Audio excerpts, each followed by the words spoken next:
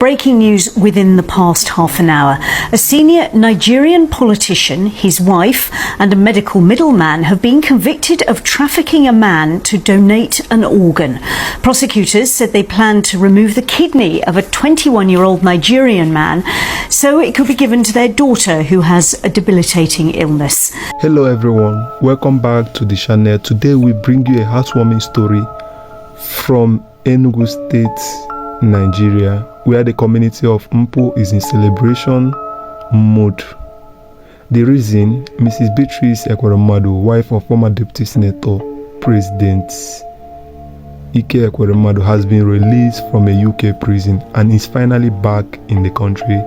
This story is filled with emotions, triumph and hope, and we are here to bring you all the details. So let's dive in.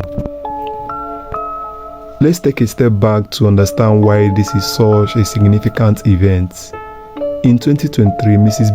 Ekweremadu, her husband, Senator Ekweremadu, and the associate Obinna Obeta were sentenced to a varying jail terms in the United Kingdom over an organ trafficking plot. It was a case that drew international attention. Our custodial sentences of 10 years in the case of Obinna Obeta, 10 years and 6 months in the case of Ekweremadu, and 6 years in the case of Beatrice Ekweremadu. Obinna Obeta, stand up please. There are aggravating features in your case. You deliberately targeted a victim who was particularly vulnerable due to his young age, his isolation from his immediate family, and his poverty. After the conspiracy to exploit C was thwarted, you continued to try and find another person to be exploited in the same way. As against that, you have no previous convictions and you are a person of good character. I accept that you have done much good work as a medical doctor. You also have your own serious medical condition. As someone who has himself undergone a kidney transplant, I've taken account of the medical evidence. That does not suggest that your condition cannot be adequately managed in custody. I consider that the mitigating and aggravating factors are in balance.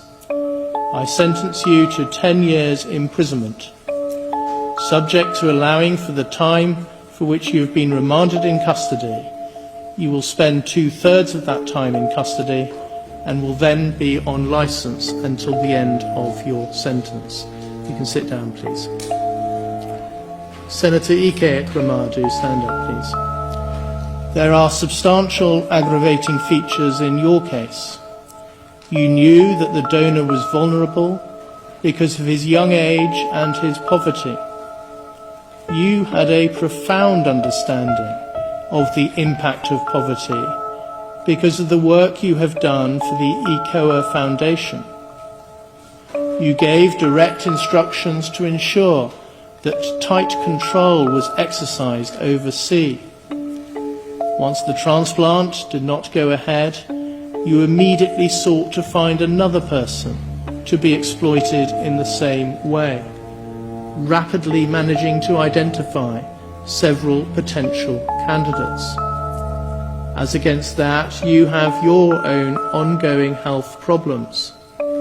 You have no previous convictions and were a person of good character. I accept Mr. Hicks KC's description of you as having exceptionally positive good character, and that your conviction represents a very substantial fall from grace. You set up the ECOA Foundation and have funded that organisation, which undertakes a very great deal of valuable charitable work to help those living in poverty in Nigeria. At trial, there was a great deal of character witness testimony, including from Archbishop Emmanuel Chukwuma, the Archbishop for the Diocese of Enugu. I have been provided with a bundle of 51 pages of character statements for the purpose of sentencing. I have read all of them. They include statements from a former president of Nigeria, the current president of the Senate, the Bishop of Enugu, the Attorney General and the Chief Law Officer of Nigeria, and the Speaker of the House of Representatives. That evidence speaks to your role in helping to establish and maintain democracy in Nigeria, and also as an international peacemaker. The evidence also includes moving pleas advanced by some of those who have benefited from your generosity and good works, and also a moving statement from your daughter, Sonia. I take all of that into account. It amounts to substantial mitigation. You were motivated by the despair of your daughter's very serious illness. The weight to be attached to that factor is limited by reason of the fact that, as you recognized in your evidence, you could have sought a genuinely altruistic donation, including from a family member, albeit not Sonia's immediate siblings. After taking account of the aggravating and mitigating factors in your case, I impose a sentence of 9 years and 8 months imprisonment. Subject to allowing for the time which you have spent remanded in custody, you will serve 2/3 of the sentence in custody and will be on licence thereafter for the rest of the sentence. You can sit down. Dr. Beatrice Ekweremadu, would you stand up, please? In your case, I adopt a starting point of 6 years custody. I do not consider that the aggravating factors that are present in the case of your co-defendants apply to you. You were not directly involved in the identification of the donor, and the evidence does not show that you were directly involved in the attempts to identify a further donor after the transplant did not go ahead. I take account of all the mitigating features that Mr. Mahindra KC has identified, and the content of the thorough and helpful pre-sentence report prepared by Jessica Stephen of the Probation Service. You are a person of good character.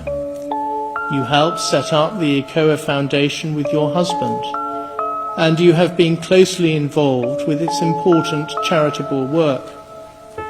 Much of the character evidence I have read applies also to you.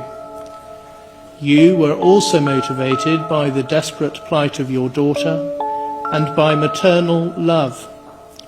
Further, in your case, I accept that although Sonia is an adult, you have substantial caring responsibilities towards her. Your incarceration will have a significant impact on her, in that she will no longer be able to rely on your presence as a source of care and support. Having regard to those factors, I impose a sentence of 4 years and 6 months imprisonment. You have spent 234 days on an electronically monitored curfew between 9 p.m. and 7 a.m. I specify that the credit period for the purposes of Section 240A of the Criminal Justice Act 2003 is 117 days.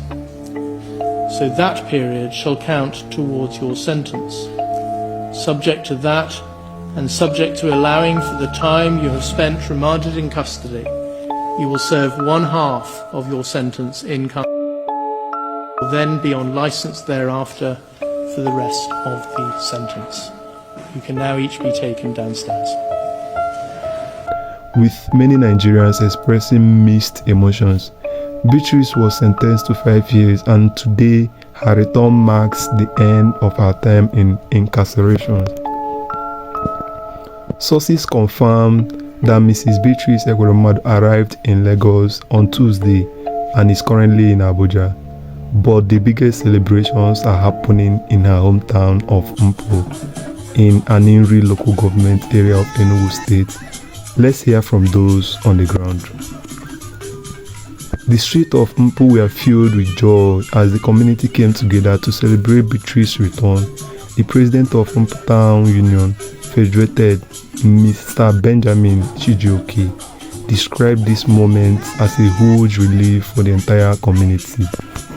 Our joy as Mpu people knows no bounds. It is a great day for us. Since morning it has been jubilation and celebration in all the villages. We thank God for the moment and pray for Senator Ekwerimadu's safe return too. At the community's Ori market, the celebration was undeniable. According to witnesses, people shed tears of joy, particularly those who had benefited from the Ekweremadu's family's philanthropy. The Ekweremadu and family has played a significant role in the development of Mpu. Their absence following the conviction left a noticeable gap in the community. Leaders such as the local councillor Mr. Obuka Edwin spoke about this emotional day. Today is like a public holiday in Mpu community. The absence of Senator Ekweremadu and his wife created a big gap in the community, but now we are hopeful. This is the beginning of better days ahead. The family has been known for their contributions to education, infrastructure and welfare programs in the area. The absence was deeply felt, but today's celebration is a sign of hope for the future. As celebration continues, the community is also focusing on the future. Many are praying for Senator Ekwerimadu's release, hoping he can reunite with his family and continue his role as a father, a leader and a philanthropist. The joy in Mpu today reminds us of the power of community support and resilience. This story is a testimony to the enduring spirit of hope and unity in Nigerian communities. What are your thoughts on this? Do you believe Ekweremadu's release is on the horizon? Let us know in the comment section, and as always, don't forget to like, share and subscribe for more stories that matters to you. Until next time, stay safe and stay informed. Bye bye.